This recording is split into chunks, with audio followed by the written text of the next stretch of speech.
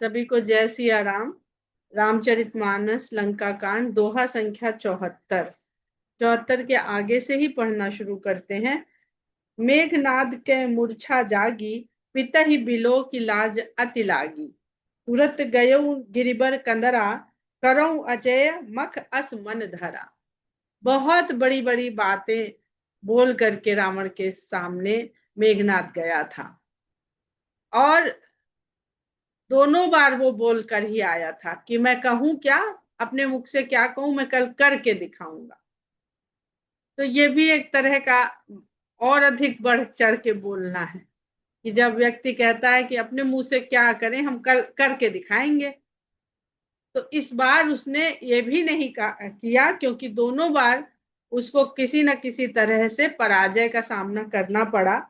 तो पिते बिलो की लाज अति लागी कि इतना बड़े बड़े डिंगे हार के गया था, तो अब क्या मुंह दिखाऊं, क्या जवाब दूं।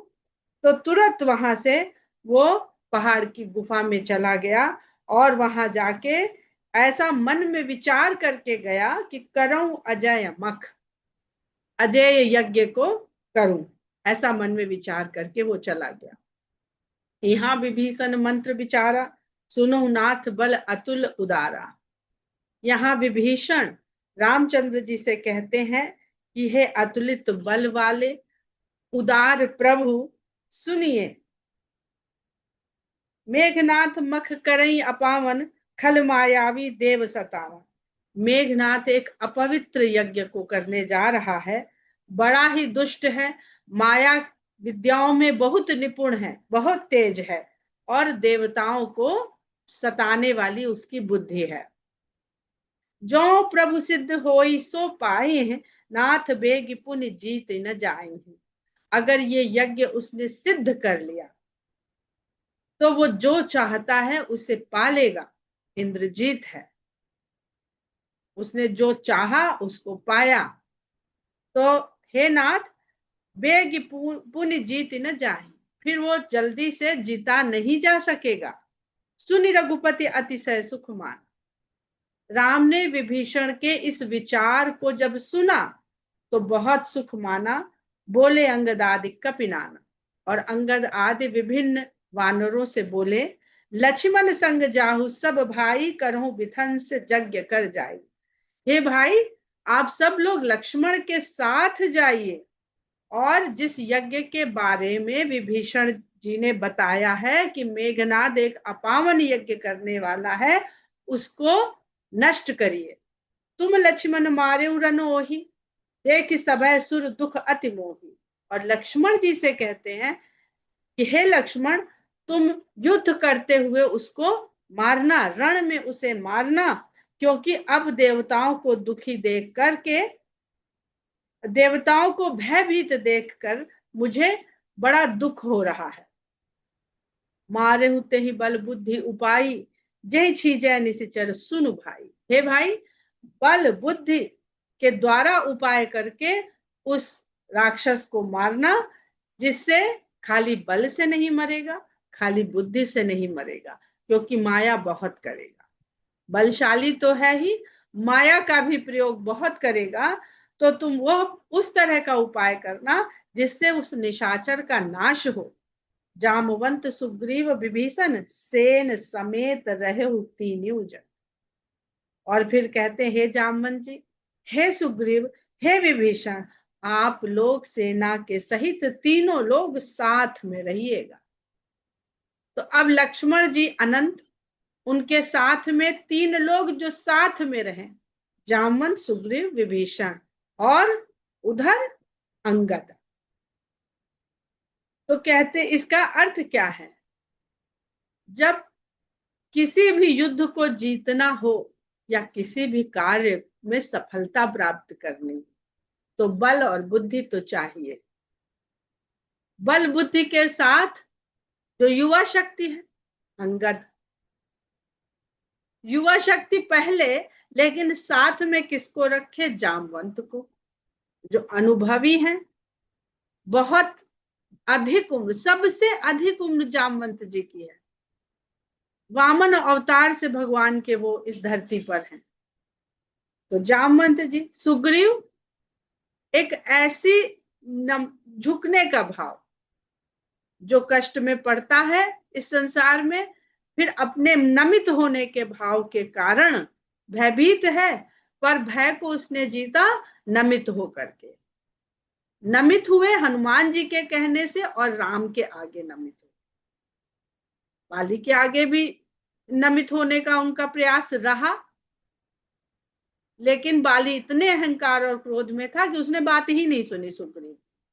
वो कह तो रहा था कि भाई हमें जबरदस्ती बना दिया, मेरी बात तो सुन लो, हमने ये जाना, हमने ये समझा, पर उसने नहीं सुना। और विभीषण, विवेक, तो ये सब चीजें साथ में रहेंगी, तभी आप किसी भी रण में, किसी भी युद्ध में, किसी भी कार्य में सफलता प्राप्त कर सकते हैं। जब रघुवीर दीन्ह अनुशासन, कटि निसंग कसी साज सराज। जब रघुवीर ने इस प्रकार आज्ञा दे दी, तो अपनी कमर में तरकश को बांध करके और हाथ में धनुष बाण को लेकर के सजा करके, प्रभु प्रताप उर धरि रणधीरा, बोले घन इव गिरा गंभीरा। जो ते ही आज बधे बिनु आवो, तो रघुपति सेवक न कहा। भगवान के प्रताप को रणधीर लक्ष्मण जी ने अपने हृदय में रखा और बादलों के समान गंभीर वाणी में बोले कि आज यदि मैं इस दुष्ट को वध किए बिना आ जाऊं लौटकर, तो हे रघुपति आपका खुद को सेवक नहीं कहलवाऊंगा। जो सत शंकर करहि सहाई, तदपि हतौ रघुबीर दुहाई। अगर सैकड़ों शंकर भी उसकी सहायता करने को आ जाएं, तो भी मैं राम की दुहाई दे करके कहता हूं, तब भी मैं मेघनाथ को आज मार ही दूंगा, उसका वध करके ही लौटूंगा। रघुपति चरण नाई सुर चले तुरंत अनंत, अंगद नील मयंद नल संग सुभट हनुमंत। इस प्रकार भगवान के चरणों में शीश नवा करके अनंत भगवान वहां से तुरंत चल पड़े, और उनके साथ में अंगद, नील, मयंद, हनुमान जैसे योद्धा उनके साथ में चले। जाई कपिन सो देखा बैसा, आहुति देत रुधिर अरु भैंसा। वहां पर जाके वानरों ने क्या देखा कि जो यज्ञ किया जा रहा है मेघनाथ के द्वारा, उसमें रक्त और भैंसे की आहुतियां दी जा रही हैं। किन कपिन सब यज्ञ विधंसा, जब न उठाई तब करहि प्रशंसा। वानरों ने मिलकर के मेघनाथ के इस यज्ञ को विध्वंस कर दिया, लेकिन मेघनाथ अपनी साधना से उठा नहीं, विचलित नहीं हुआ, इंद्रजीत है। तब वे उसकी प्रशंसा करने लगे। अब यहाँ पर एक दो चीजें समझने वाली हैं इस प्रसंग में।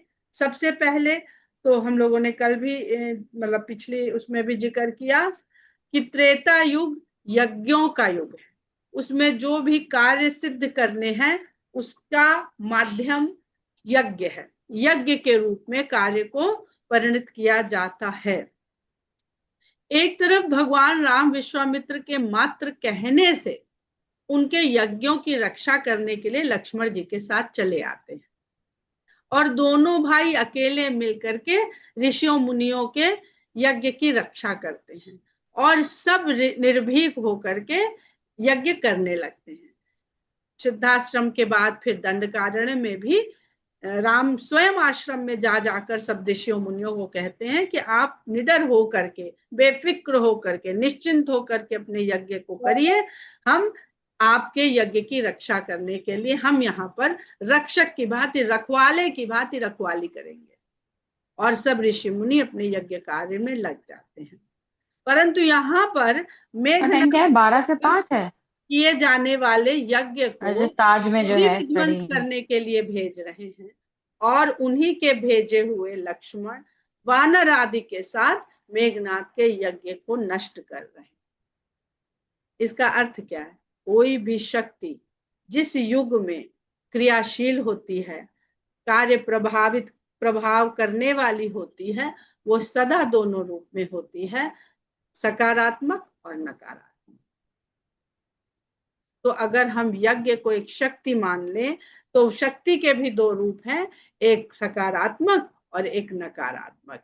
अब वेद का सिद्धांत यहाँ पर क्या बताता है, बहुत सुंदर श्लोक है इसी प्रसंग के संदर्भ में। श्लोक ना पढ़ करके जो उसका भाव है, जो व्याख्या है, वो हम आप लोगों के साथ शेयर करना चाहते हैं।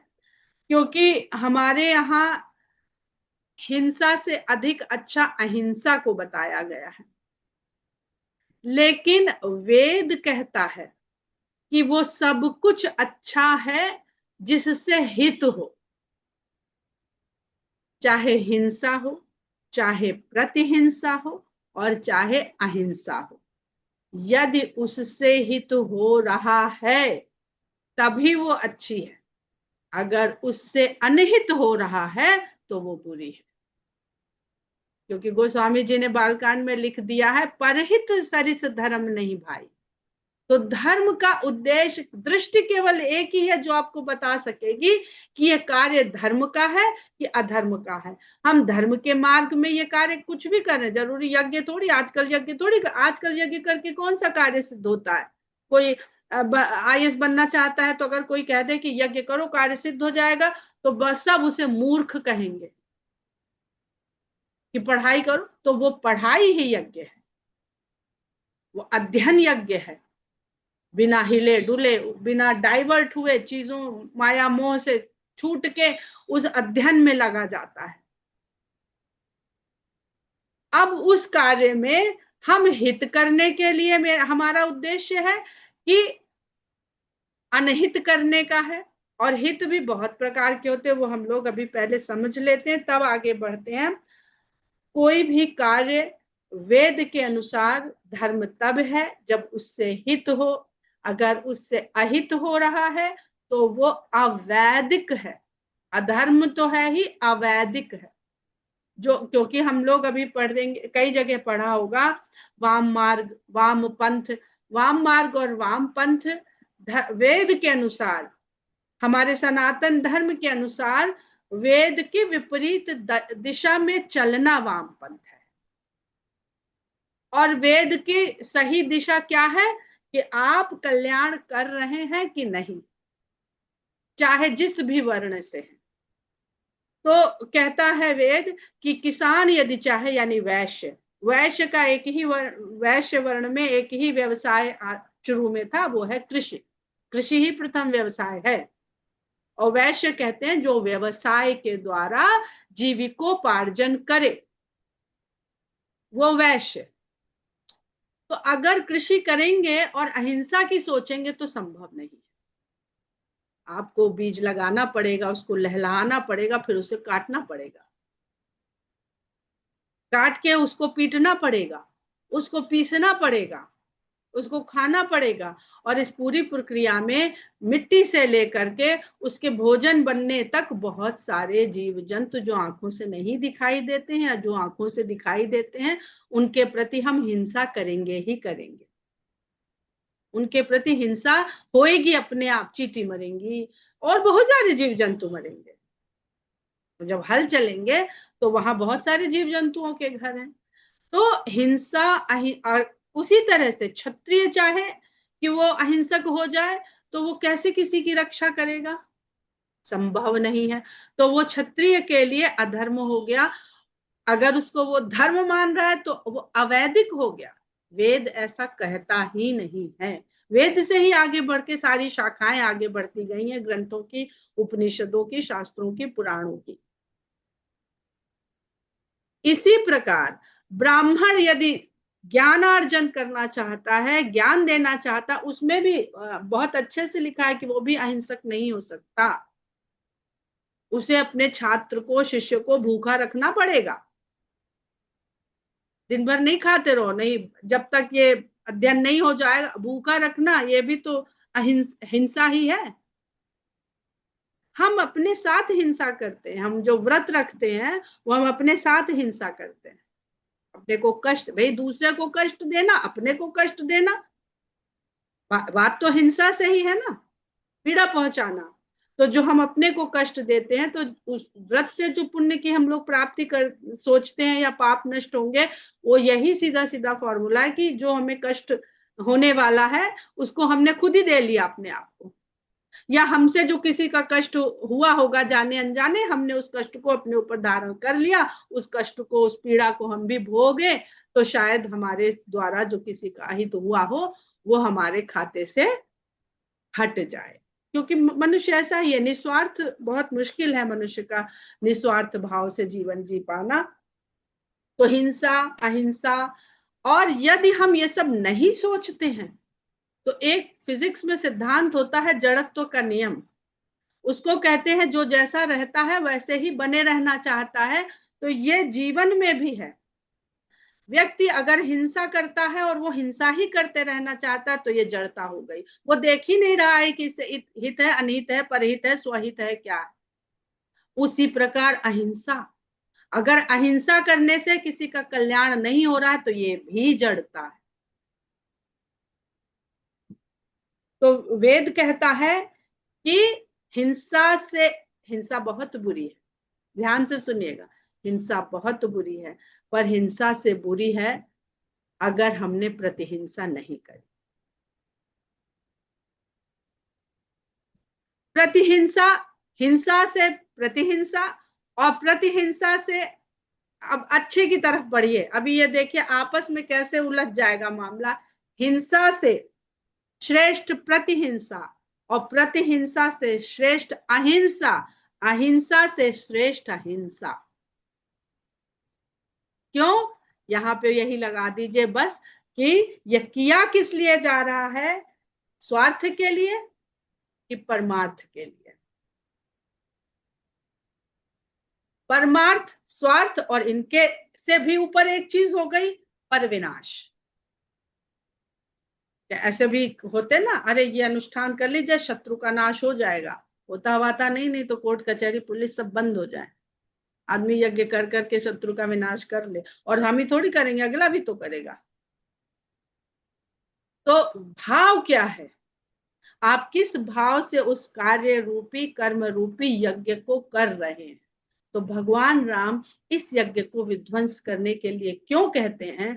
क्योंकि मेघनाद के इस यज्ञ का उद्देश्य विनाशकारी, और किसके हित के लिए कर रहा है?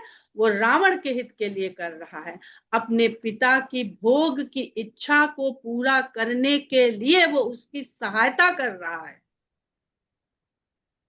तो हित अनहित, परहित अनहित सदा अधर्म है, परहित ही धर्म है, ये वेद कहता है। तो अपने द्वारा की जाने वाली हिंसा को चेक करें, उसका, उसके द्वारा कार्य क्या मिल रहा है। अपने द्वारा की जाने वाली प्रतिहिंसा को चेक करें, अपने द्वारा की जाने वाली हिंसा, प्रतिहिंसा, अहिंसा को चेक करें। अगर क्षत्रिय सेना अहिंसक होके बैठ जाए, प्रतिहिंसा न, अभी जो हमारे यहाँ बिल्कुल ताजा ताजा उदाहरण है कि अगर की गई हिंसा के लिए प्रतिहिंसा नहीं करी गई तो क्या होगा, हमारी तरफ हिंसा बढ़ती आएगी, दूसरे की बढ़ती आएगी, बढ़ती आएगी। सैनिक अपने लिए नहीं लड़ता है, दूसरे के लिए लड़ता है, इसलिए वो धर्म है, दूसरे की रक्षा करने के लिए लड़, उसकी अपनी क्या दुश्मनी है? वो जो सैनिक सामने वाले सैनिक को मार रहा है, क्या उनकी आपस में कोई दुश्मनी है? राह चलते उनका कोई झगड़ा हो गया है, उनका आपस में कोई दुराव हो गया है? कुछ नहीं है, केवल एक भाव रहता है कि वो अपने जो भी राष्ट्र है, जो भी है, उसके लोगों की रक्षा। अगर अहिंसा अच्छी है तो सब जगह अहिंसा व्याप्त होनी चाहिए, तब बहुत अच्छी। तो यहाँ पर अब हम लोग आगे बढ़ते हैं। जो तही आज बधे बिनु आवऊं, तो रघुपति सेवक न कहावऊं, जो सत शंकर करहि सहाई, तदपि हतऊं रघुवीर दुहाई। रघुपति चरण नाई सिर चले तुरंत अनंत, अंगद नील मयंद नल संग सुभट हनुमंत। जाई कपिन सो देखा बैसा, आहुति देत रुधिर अरु भैसा। तीन कपिन सब यज्ञ विधंसा, जब न उठई तब करहि प्रशंसा। तदपि न उठई धरे निकच जाई, लातन ही हति हति चले पर आई। जब मेघनाद छेड़े छेड़े नहीं उठा उसको बहुत परेशान किया। तो वानरों ने जा करके उसके बाल खींचने नोचने, तदपि न उठाई, तब भी नहीं उठा, तो जाके उसके बाल पकड़ के खींचे। क्यों वानरों को भेजा था? ये वानर ही कर सकते थे। लातन ही हत, और उसके लाते मार मार के फिर वहां से भागते थे। लय त्रिशूल धावा कपि भागे, आए जह रामानुज। ऐसा जब वानर करने लगे तो त्रिशूल लेकर के दौड़ा उनकी तरफ, तब वानर वहां से भाग खड़े हुए। और मेघनाथ आए जहां, और वो वानर वहां आ गए जहां लक्ष्मण जी खड़े हुए थे, रामानुज। अब देखिएगा यहाँ पर कहां कहां गोस्वामी जी लक्ष्मण को रामानुज लिखते हैं। क्यों? क्योंकि लक्ष्मण जी प्रभु प्रताप उर धरि रन,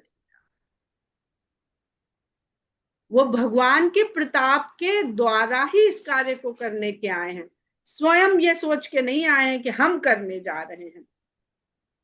अनंत लिखते हैं ना गोस्वामी जी लक्ष्मण जी को, और अनंत ही कहे जाते हैं। तो और भरत जी को याद करिए तो सब जगह गोस्वामी जी ने उन्हें प्रेम सागर लिखा है। और अयोध्या कांड में इतना सुंदर लिखा है, जब भरत और राम का मिलाप होता है चित्रकूट में, कि ऐसा लगता है करुणा सागर और प्रेम सागर मिल रहे हैं। क्योंकि भगवान करुणा सागर हैं और भरत जी को प्रेम सागर कहा है, और ऐसा प्रेम का सागर कहा है जिसकी था ऋषि मुनि भी नहीं पाते। पर जब हम सागर को देखते हैं तो हमें उसमें एक किनारा तो दिखता है, जल तो दिखता है। ये और बात है कि दूसरा किनारा नहीं दिखता है, और कितना गहरा जल है, भीतर क्या है वो नहीं हम देख पाते हैं। पर आकाश अनंत है, सागर को हम चाहें तो छू सकते हैं, भले नहीं जान पाएंगे पर स्पर्श कर पाएंगे। तो भरत जी को फिर भी हम समझ लेंगे, पर लक्ष्मण जी को तो समझना असंभव है। क्योंकि अनंत केवल हमारे सामने अगर अनंत की कोई प्रतीक है तो केवल आकाश है। आकाश को हम जितना आकाश के पास जाते हैं वो फिर व्याप्त ही दिखता है। हम उसको, हम स्वयं आकाश में, हम स्वयं आकाश में, धरती कहाँ है? आकाश में। वो जो गोस्वामी जी के उत्तरकांड में है ना कि बिनु विज्ञान की समता आवई को अवकाश की नभ बिनु पावे, स्पेस। हमारे और आपके बीच में क्या है? स्पेस। हमारे और लैपटॉप के बीच में क्या है? स्पेस। ये स्पेस क्या है? वही स्पेस तो है। तो ये अनंत सामने होते हुए भी न छुआ जाता है, न जाना जाता है, न समझ में आता है। तो लक्ष्मण जी को समझना बहुत ही कठिन है। आवा परम क्रोध कर मारा, गर्ज घोर रव बारहि बारा। वह क्रोध से भरा हुआ आया और घनघोर रव करने लगा, बार बार गरजने लगा।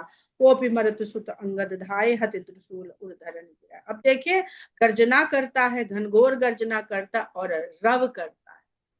तो रावण और मेघनाथ में एक समता है। रावण को दशग्रीव से, दशकंध से नाम ही रावण तब मिला था जब उसने घनघोर रव किया। उसका पुत्र है, यानी उसी की जो परंपरा है उसको आगे बढ़ा रहा है। तो रव करता है वो। कोपी मरुत सुत अंगद धाये, हति त्रिशूल उर धरन गिराए। अपने वानरों को वहां से भाग के आया हुआ देख करके क्रोध में भर करके हनुमान और अंगद दौड़े मेघनाथ की तरफ, लेकिन हत त्रिशूल उर धरन गिराए। मेघनाथ ने छाती में त्रिशूल मारकर अंगद और हनुमान जी को धरती पर गिरा दिया। प्रभु कहे छाड़े से सूल प्रचंडा, सरहति कृत अनंत जुग खंडा।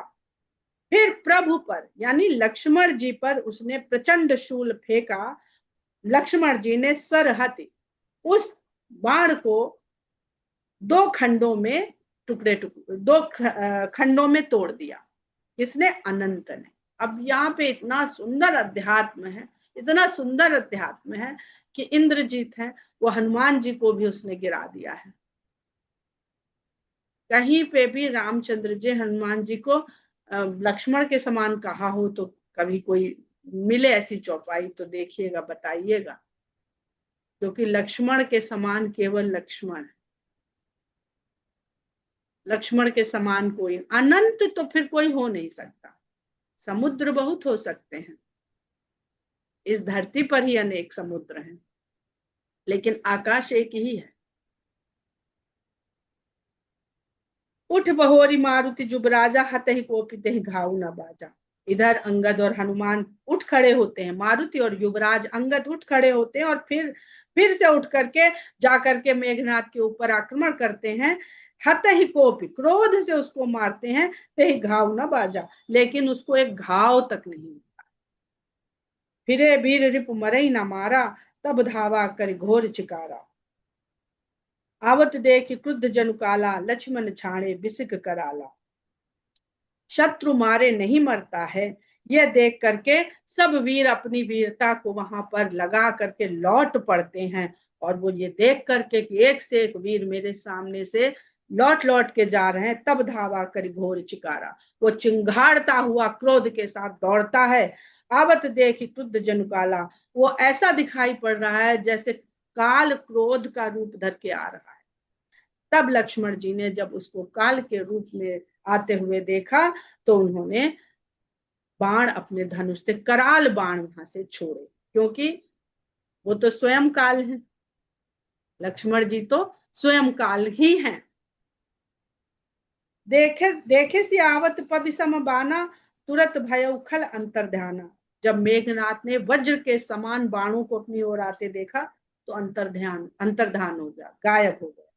विविध वेश धरि करई लड़ाई, कबहु प्रकट कबहु दुर्जाई। अनेक रूप रख के, रूप बदल बदल करके वो लड़ाई कर रहा है, कभी प्रकट होता है और कभी छुप जाता है। संसार में माया का युद्ध चल रहा है। देखिए अजय रूप डर पे कीसा, परम क्रुद्ध तब भयो अहिसा। मेघनाथ का इस प्रकार अजय युद्ध देख करके वानर डरने लगे। तब अहिसा, अहिश, अहिस सर्पों के स्वामी, जो जितने सर्प नाग हैं वो सब भ्रम है, केवल एक ही नाग का स्वरूप जो है वो एक ही सत्य है, वो है भगवान लक्ष्मण शेष नाग। वहां कोई भ्रम नहीं है, वही सत्य है। तो कहते हैं तब शेष नाग बड़े क्रोध में आ गए। लक्ष्मण मन असमंत्र दृढ़ावा, यही पापी ही मैं बहुत खिलावा। तब लक्ष्मण जी ने अपने मन में ये विचार किया कि इस पापी को मैंने बहुत खिला लिया। सुमिर कौशलाधीश प्रतापा, सरसंधान कीन करिदापा।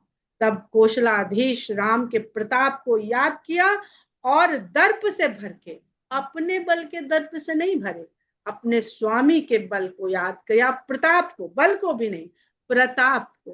प्रताप क्या होता है? प्रताप बल नहीं होता, प्रताप में सब कुछ समा जाता है। भगवान का प्रताप राजा को रंग कर दे, रंग को राजा कर दे, जो चाहे सो कर दे, अच्छे को बुरा, बुरे को अच्छा। शंकर भगवान ने बहुत सारी ऐसी चौपाइयां गाई हैं। तो तब भगवान के प्रताप को याद करके लक्ष्मण जी ने दर्प के साथ शरसंधान किया। छाड़ा बान माझ उर लागा, मरती बार कपट सब त्यागा। लक्ष्मण जी ने बाण को जब छोड़ा तो हृदय के मध्य में जाकर के मेघनाथ के लगा और मरते समय उसने सारा कपट त्याग दिया। रामानुज कह राम कह, अस कही छाड़े सी प्राण, धन्य धन्य तब जननी कहे अंगद हन। अलका जी, आपके प्रश्न का उत्तर इस दोहे में है, मंदोदरी के बारे में। रामानुज कहाँ है और राम कहाँ? लक्ष्मण को भी याद किया तो राम के नाम के साथ ही याद किया, तो लक्ष्मण को याद करते करते 2 बार राम को याद कर। रामानुज कहाँ है और राम कहाँ है, ऐसा कहते हुए उसने प्राण छोड़ दिया। जब इस प्रकार उसने राम और रामानुज का नाम लेकर के प्राण छोड़ा तो अंगद और हनुमान ने कहा कि तुम्हारी माता धन्य है, जो तुम रावण के द्वारा पैदा हुए, रावण की लंका में पालित पोषित हुए, यहीं पर रहते हुए तुमने सारी शक्ति अर्जन की और रावण के लिए जीवन भर युद्ध करते रहे, उसके शक्ति को, उसके राज्य को, उसके लिए भोग वस्तुओं को बढ़ाते रहे, और मरते समय तुमने राम और रामानुज कह दिया, तो ये अवश्य है तुम्हारी माता का प्रभाव, ये अवश्य ही तुम्हारी माता के संस्कार है। क्योंकि शक्ति चाहे जैसी हो, वो सब उसी शक्ति से निकली हुई है, तो कहीं ना कहीं उस शक्ति में भले ही वो तामसिक प्रवृत्तियों के साथ फंसी हुई है, पर वो अपने स्वरूप को नहीं जानती होती, तो वो रावण को बार बार शिक्षा नहीं देती, लेकिन इतना भी बल उनके भीतर नहीं था। रावण को तो समझाती नहीं, लेकिन उसको लौटा नहीं पाई, रोक लेती थी, लौटा नहीं पाई। माता नहीं लौटा पाई, माता तक ने कहा, विश्रवा ने, पुलत्स्य ने, किसने नहीं कहा रावण से, लेकिन कोई भी, क्योंकि रावण इन सब से अधिक और भी अधिक बड़ा भक्त था, ज्ञानी था। उसने मन में विचार तो कर ही लिया था कि यदि भगवान है तो मैं पलटूंगा नहीं, और यदि नर है तो मैं हारूंगा नहीं। ये विश्वास उसका नहीं डिगा तो नहीं डिगा, सबके विश्वास डिग गए। मेघनाद यज्ञ में बैठे थे, वानरों ने जरा सा खिजा दिया तो लय त्रिशूल धावा कपि भागे, उठ के खड़ा हो गया यज्ञ से कि पहले हम निपट लेते हैं, यज्ञ वज्ञ को जाने दो। बिनु प्रयास हनुमान उठायो लंका द्वार राखी पुनियायो, बिना किसी प्रयास के। समय हो गया है हम लोगों का, तो हम लोग दोहा संख्या 76 में ही विराम लेते हैं। जय सिया राम।